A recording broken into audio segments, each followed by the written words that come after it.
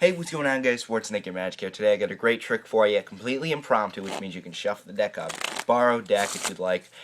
Basically, I don't really need all 52 cards here. I only need 10, and what I'm going to get is 5 court cards that are black and 5 court cards that are red. So I'm going to start with the black. Now, if you're unsure what a court card is basically a jack, queen, or king. All right. So I'm going to get 5 of those. There's 3 there. Let's get 2 more here. If I look through, okay, here's 2. And that's the black ones. Now we need 5 red. Alright, so we'll get those as well. Alright, here's 2. See if we can get a couple more. Here's 3. And 2 more here. Let's see, 1 and 2. Okay, great. So that's 10 cards. I will show you these. I want to make you confident that I have 10 cards and also that there's 5 red and 5 black. Alright, so here's 5 cards here, 5 cards there. Alright, no more, no gimmicks involved in this trick. Alright, now pretty much we're going to be playing a bit of poker with these, so I am making you confident that I really only have 5 black and 5 red. So there's the black, and now let me show you the red. Now here's what I want to do during this trick. I want you to be confident that you have a completely free choice in your poker hand. So I would get a poker hand, you would get a poker hand, but we're going to make it as fair as possible. So to start off a poker hand, you get just a random card, alright? Now from here, I would get to choose, do I want the top or bottom card, and then I would choose that. Now it's your choice. Now, you have a completely free choice here. Do you want the top or the bottom card? It's your decision. You can go ahead and name it. Let's say they want the top card. It is a free choice. It does not matter what they pick. Alright, then I would go, and then they would have another choice. Maybe they want the bottom one this time. I would go. I would pick my card. They go. Let's say maybe they want the bottom one again. And I say, okay, I have another choice. I'll pick this one. And they don't have a choice this time. Alright, so they've got to choose completely free choice. Do I want the top or bottom? And now we get to take a peek at their hand. So this is my hand. Let's take a peek at theirs. They have a queen, a king, another queen, and a jack. Jeez, this is a good hand. So you have a pair of 3 queens here. I would say that's pretty hard to beat. But I gotta admit, guys, I was cheating because actually I gave myself the 1, the 2, the 3, the 4 aces, and just a king to go along with that. That's a trick. Very simple. I'm going to go into the tutorial now without wasting any time. Let's go into it. Alright guys, so I'm giving you the tutorial right now. You may be a little confused the first time going through. It's hard, a lot to remember really, but once you get it, it's very simple. Let me show you what you're going to need. You're going to need the 4 aces for this trick, really any 3 black court cards and any 3 red court cards. Doesn't matter what those are. Now this is completely impromptu, so you would start out with these cards inside your pack. So I'm just going to show you this from how you would do it. Alright, so you would have your pack of cards. Spectator would shuffle them. Then you say, okay, I'm going to go through and get 5 court cards that are black, 5 court cards that are red. You would go through, you would pick out one. There's one black one, there's another one, let's see, there's another one, and then after you have 3, you're going to turn these face down, go inside your pack, and get 2 aces, alright? Doesn't matter what they are, and just put those face down without showing the spectator. At this point, you're going to do the same exact thing, but instead get red court cards. So you get 3 of those, so here's 2. Here's another one, if I can find it. Here's another one. Alright, you put that down. And after you've done that, you get the last 2 aces inside your pack. And that's the 10 cards that I really got in the beginning of the trick. So if we go through this once again, on the bottom you're going to have 3 black court cards, 2 aces, doesn't matter what they are, 3 red court cards, and another 2 aces. You're going to split these in half, 1, 2, 3, 4, and 5. I like to make sure the spectator knows there's only 5 cards.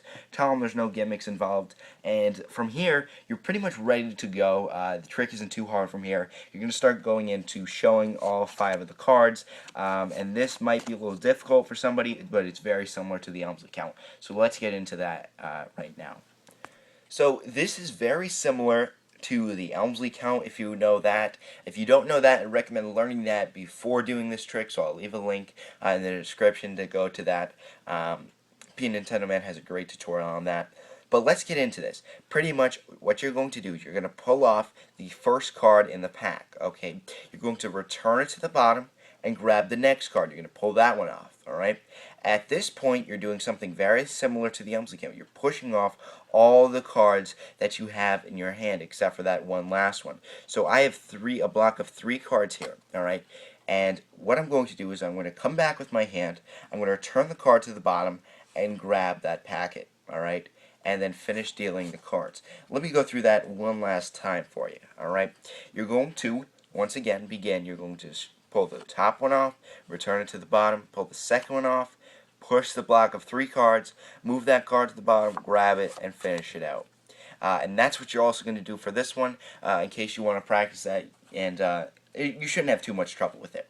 Now you have to show the cards one at a time that you actually have, 5 black cards, okay? Now this is very specific the way that you do this, alright? Because in the end, you're going to have the cards in a certain setup. So you want to do this very specifically, and I want you to pay attention here. You're going to pull the card from the bottom off, so I'm pulling the bottom card off. You're going to just tilt your hand and show the cards. Because this is the first time we're doing it, we're going to place the top card of the packet, alright, down, followed by the one card in our hand. We're going to do this again. We're going to tilt the wrist, show them. We're going to put the card in the packet down first, then the other card, and then show the last one. That packet is set, it's ready to go. Alright, now we go over to the red cards. We're going to do the same thing. We'll pull off, return, pull off, push the block of 3, return the card, and finish it out. From here, you're doing almost the same exact thing as the black. You're going to pull a card off from the bottom. You're going to show the cards, alright? But instead of putting the packet card down first, you're putting the card in your hand, the one card down first, and then the packet card. You're going to do it again. You're going to pull off the bottom. You're going to show the cards. The card in your hand goes down, then the packet, and then the last one. Alright? From here, you're set to go. The cards you dealt down first, or the black cards, those go on top, alright, of the red, and you're ready to go for this trick. It will work every single time. You're going to give yourself a card. You're going to give the spectator a card. You're going to give yourself a face down card, the very first one, and then from here it's all self-working. Let me show you what we have at the moment. We have a random court card, an ace. Random card, ace, random card, ace, random card. You notice the aces are weaved in between the court cards, and this is perfect, alright? So, that means whatever the spectator picks, they'll never pick an ace. Because watch, I'll do this face up, that way you can really understand it. So it's the spectator's turn to select a card. Let's say they want the King of Diamonds. Really, this card would be face down. So we give them that face down card. Alright, now we know that we just follow their exact thing. So if they picked a top card, we then pick a top card because that would be an ace. Alright, let's say they pick the bottom card next. Then we pick the bottom card as well. But one thing I like to do, alright, to make it not really know, okay, bottom, top, you're just going in the same exact order. Alright, spread the cards out for them to pick. Alright, they might pick that card. Then square them up and then choose your card, alright? It just adds a little misdirection, and it's harder to see that you're, following their exact moves. Now, at this last time, it works the same way. You have, really, they have almost a free choice of cards. And let's say they pick the king here.